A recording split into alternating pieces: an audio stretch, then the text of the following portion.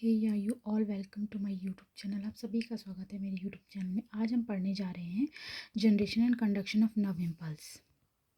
तो उसमें सबसे पहले मैं आपको समझाऊंगी कि कैसे जनरेट होती है इम्पल्स। सबसे पहले देखिए, ये एक एक्सॉन है, ठीक है। एक्सॉन में पोलैरिटी हमेशा अंदर negative negative negative negative negative negative और बाहर हमेशा पॉजिटिव पॉजिटिव होती है। ये एक्सॉन है, ठीक है। एक नर्व सेल का एक एक्सॉन है। जैसे होता है ना, आपने देखा होगा कि ये है ये एक नर्व सेल है जिसमें यहाँ पे एक्सॉन होता है, जिसको ये साइटोन होता है, ये एक्सॉन है। तो यही है, ये चीज़ है वो। यहाँ बाहर क्या पॉजिटिव चार्ज है और यहाँ अंदर नेगेटिव चार्ज है, ठीक है। ये अंदर पूरा नेगेटिव चार्ज। और ये नेगेटिव चार्ज क्यों होता है, किसकी वजह से होता है? क्योंकि यहाँ एक नेगेटिवली चार्ज प्रोटीन प्रेजेंट होता है। नेगेटिवली चार्ज प्रोटीन प्रेजेंट होता है जो डोमिनेट कर जाता है किस पे? अंदर के चार्जेस पे। और ये जो पॉजिटिव चार्ज ये होता है, ये किसकी वजह से होता है? बाहर क्या होता है? सोडियम होता है, इसीलिए इसकी वजह से यहाँ नेगेटिव, यहाँ पॉजिटिव चार्ज होता है। हाँ, और अंदर भी पॉजिटिव चार्ज होता है, पोटेशियम एक चार्ज होता है पॉजिटिव, बट वो इतना ज़्यादा नहीं होता है कि ताकि वो उसे इस नेगेटिव चार्ज को डोमिनेट कर पाए। ये कम पड़ जाता है और ये नेगेटिवली चार्ज प्रोटीन जो होता है वो पोटेशियम को डोमिनेट कर जाता है। सबसे पहले तो आप ये समझ चुके हैं कि ये इसमें चार्ज कैसे होता है, किस तरीके से पोटेंशियल जनरेट होता है इसमें। अब हम देखेंगे कि कैसे, किस टाइप से यहाँ पे इम्पल्स। तो अब हम देखेंगे इसमें कि कैसे कंडक्शन होता है इम्पल्स का। उसमें बहुत सारे स्टेप्स आते हैं। सबसे पहले आता है एक पोलराइजेशन। सबसे पहले होता है उसमें पोलराइजेशन, फिर उसके बाद आता है डीपोलराइजेशन, फिर आता है रीपोलराइजेशन और फिर आता है हाइपर पोलराइजेशन। अब इसके बारे में हम एक एक करके पढ़ेंगे। अब इसके बारे में हम पढ़ते हैं।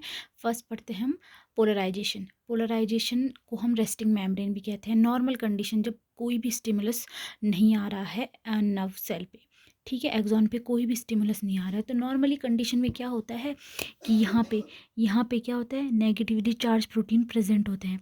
आपको बताया था मैंने जब कि नेगेटिवली चार्ज प्रोटीन प्रेजेंट, उसकी वजह से यहाँ अंदर का इंट्रासेलुलर जो फ्लूइड होता है वो क्या होता है? नेगेटिव होता है। इसकी चार्ज क्या होती है? पोटेंशियली यहाँ अंदर नेगेटिव होता है। और यहाँ पॉजिटिव क्यों होता है? ताकि क्योंकि यहाँ सोडियम आयन प्रेजेंट है। अब देखिए कि अब जब नॉर्मल कंडीशन रहती है तो क्या होता है कि मोर पोटेशियम यहाँ से लीक करता रहता है बाहर के लिए। मैंने आपको आयन चैनल्स इससे पहले वाली वीडियो में बताया है कि आयन चैनल्स क्या होते हैं। तो ये वैसी चैनल्स हैं। इन चैनल्स के थ्रू मोर पोटेशियम क्या होता है? बाहर लीक करता रहता है एक्स्ट्रा सेलुलर फ्लूइड में। हम इसको क्या कहते हैं? लीकेज चैनल भी बोलते हैं। इन चैनल के बारे में मैंने आपको इससे पहले वाली वीडियो में पढ़ाया कि लीकेज चैनल्स भी बोलते हैं। ये किसके लीकेज चैनल हैं? सोडियम एंड पोटेशियम के। Sodium and potassium ion channel के लीकेज चैनल से, ठीक है। और यहाँ से बहुत लेस सोडियम अंदर आता रहता है। और ये क्यों, किस तरीके से होता है? डिफ्यूज़न, सिर्फ इसका डिफ्यूज़न हो पाता है। ये इसका डिफ्यूज़न होता है, अंदर आता रहता है, और मोर पोटेशियम इससे बाहर जाता रहता है और लेस सोडियम अंदर आता रहता है। अब इसमें एक और वोल्टेज गेटेड चैनल भी होते हैं। ये हमेशा ओपन नहीं रहते हैं। ये तब ओपन होते हैं जब यहाँ पे पोटेंशियल ग्रेडियंट बनता है, ठीक है। यहाँ पे रहते हैं वोल्टेज गेटेड चैनल बने हुए। कि कौन से वोल्टेज गेटेड चैनल? ये सिर्फ किसके लिए हैं? सोडियम के लिए। और यहाँ पे भी होते हैं किसके लिए? पोटेशियम को बाहर जाने के लिए।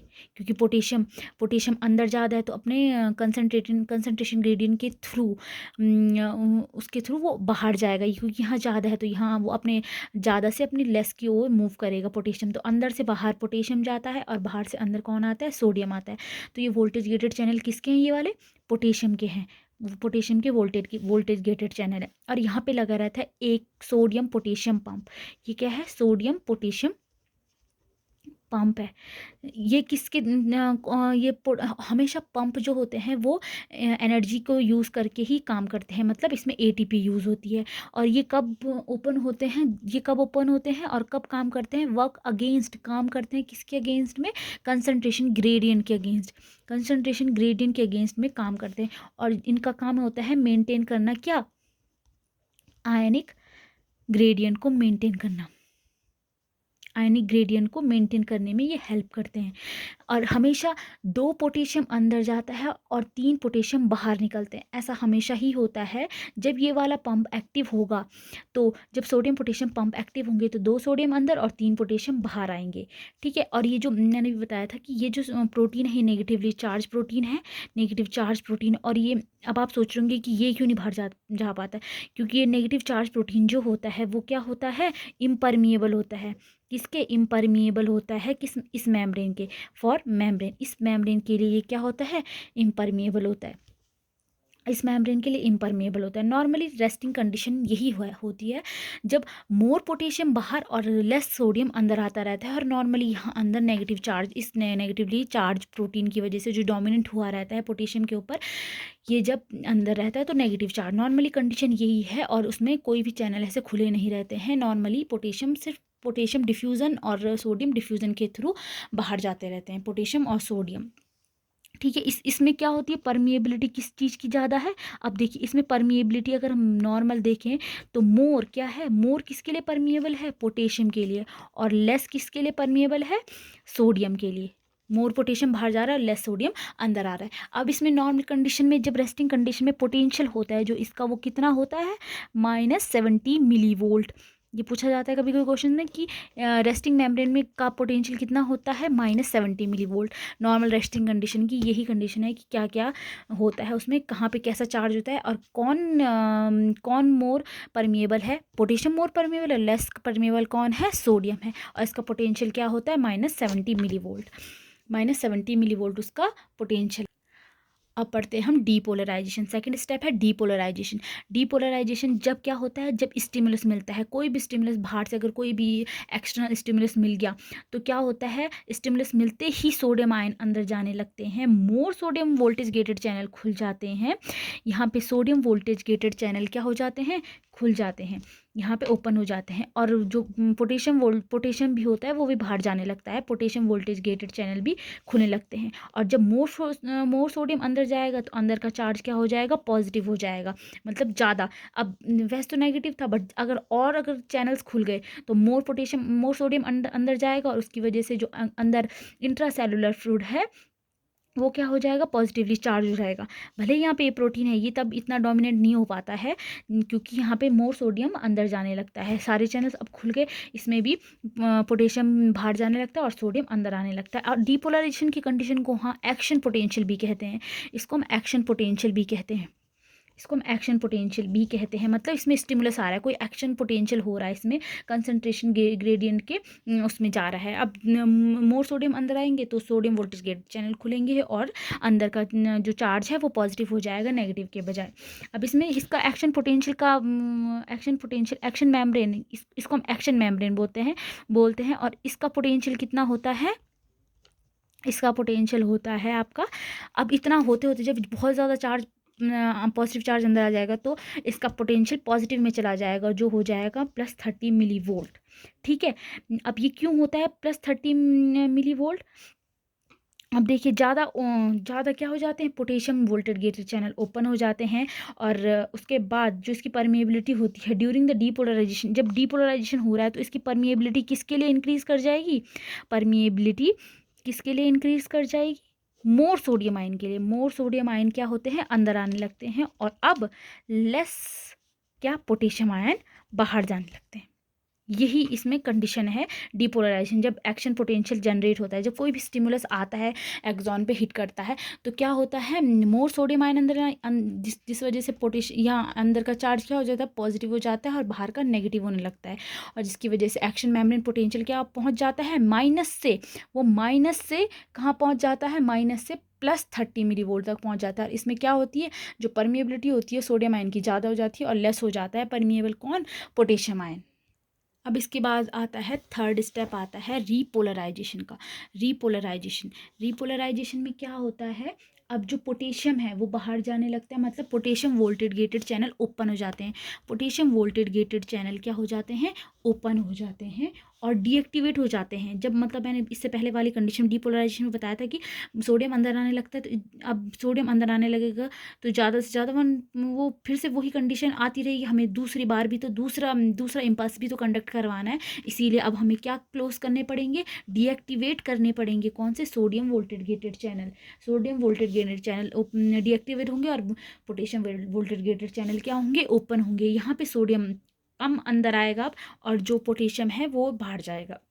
ठीक है, जिसकी वजह से क्या, फिर ये नेगेटिवली चार्ज प्रोटीन जो होता है वो डोमिनेट होने लगता है, और यहाँ पे फिर से वही रीपोलराइज होने लगती है, मतलब वही कंडीशन आने लगती है फर्स्ट वाली। यहाँ पे नेगेटिव चार्ज अंदर और बाहर पॉजिटिव चार्ज होता है। इसमें पोटेंशियल फिर कहाँ पहुँच जाता है? नॉर्मल कंडीशन में आ जाता है, जो था ही हमारा पहले -70 मिली वोल्ट। और इसमें परमिएबिलिटी किसकी होती है? परमिएबिलिटी किसकी हो जाती है अब ज़्यादा? अब आपको ये पता ही है कि मोर पोटेशियम बाहर जाना चाहिए और लेस किसकी परमिएबिलिटी होनी चाहिए? सोडियम आयंस की। ठीक है, इसमें इसका पोटेंशियल मतलब वही कंडीशन चाहिए अब हमें, ताकि दूसरा इम्पल्स और वो फिर से दूसरा सिग्नल को वो पास कर पाए। इसीलिए फिर से हमें सेम वही पोटेंशियल लेके आना पड़ेगा, जिसमें -70 मिली वोल्ट होता है। और जब इसमें क्या होती है, इस रिपोलराइजेशन कंडीशन में मोर पोटेशियम बाहर जाता है और लेस सोडियम अंदर आता है। ठीक है, अब आता है हाइपर पोलराइजेशन। हाइपर पोलराइजेशन मतलब जब क्या होता है, हाइपर मतलब ज़्यादा पोलराइजेशन हो जाता है। हाइपर मीन्स ज़्यादा। क्यों होता है? जब लेट क्लोजिंग होती है due to closing of potassium channel, मतलब जो पोटेशियम चैनल क्या होते हैं, लेट क्लोज होते हैं। ड्यू टू लेट क्लोज होते हैं क्या, पोटेशियम चैनल, जिसमें क्या पोटेंशियल अगर लेट क्लोज होगा तो ज़्यादा से ज़्यादा वो पोटेशियम सोडियम क्या होगा, बाहर जाएगा, और पोटेशियम ज़्यादा कम बाहर जाएगा। तो जिसकी वजह से जो यहाँ नेगेटिव चार्ज और डोमिनेट कर जाएगा, और यहाँ से बाहर नहीं जा पाएगा, वो पोटेशियम कम बाहर जा पाएगा, और जिसकी वजह से यहाँ पे क्या हो जाएगा, ये नेगेटिवली चार्ज प्रोटीन डोमिनेट कर जाएगा। और यहाँ जिसकी वजह से जो पोटेंशियल है वो कहाँ पहुँच जाएगा? नॉर्मल कंडीशन में तो -70 मिली वोल्ट होना चाहिए, बट वो जब यहाँ पे और ये पोटेशियम बाहर निकलेगा तो यहाँ जो ये डोमिनेट करने लग जाएगा, कौन? ये नेगेटिवली चार्ज प्रोटीन, जिसकी वजह से पोटेंशियल कहाँ पहुँच जाएगा? -90 मिली वोल्ट तक वो पोटेंशियल पहुँच जाएगा, और जिसकी वजह से हाइपर पोलराइजेशन होने लगेगी। और इसमें परमिएबिलिटी किसकी ज़्यादा हो जाएगी? मोर पोटेशियम बाहर जाने लगेंगे, और उसकी वजह से सोडियम फिर अंदर आने लगेंगे। लेस सोडियम, कम सोडियम अंदर आ रहे हैं और ज़्यादा से ज़्यादा पोटेशियम बाहर जा रहे हैं। ज़्यादा से ज़्यादा पोटेशियम बाहर जाएंगे और कम सोडियम आयन अंदर आएंगे, तो फिर इसकी डोमिनेंसी तो बढ़ेगी और नेगेटिव चार्ज यहाँ अंदर डोमिनेट कर जाएगा, जिसकी वजह से हाइपर पोलराइजेशन हो जाएगी। मतलब जो पोलराइजेबिलिटी है वो ज़्यादा हो जाएगी, और वो कहाँ पहुँच जाएगी? -70 मिली वोल्ट से -90 मिली वोल्ट तक। Thank you.